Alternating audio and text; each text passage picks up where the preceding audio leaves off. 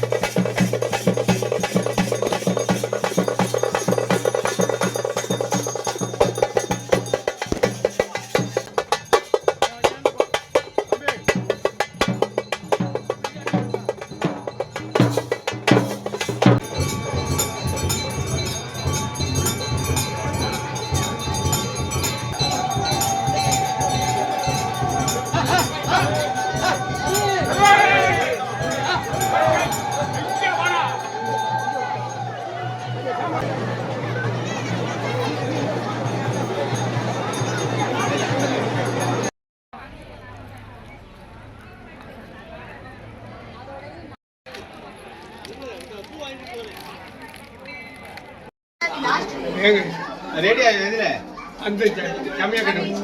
அது நான் சொல்றேன். மேல